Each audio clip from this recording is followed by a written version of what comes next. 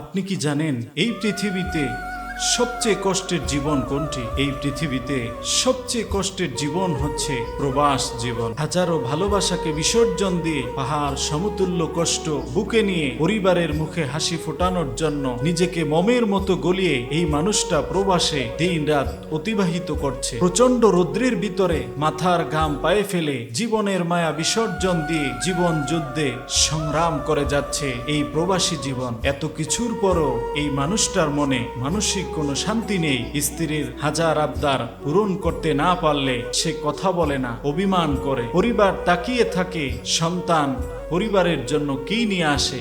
সন্তানগুলো ফোন দিলেই বলে, বাবা আমার জন্য এটা নিয়ে আসবে, ওটা নিয়ে আসবে। একটি বারের জন্য কেউ জিজ্ঞেস করে না সে প্রবাসী কেমন আছে, কিভাবে সে দিন কাটাচ্ছে। স্বার্থপর এই দুনিয়ায়, ভালোবাসাহীন এই দুনিয়ায় দিতে পারলে সকলের কাছে ভালো।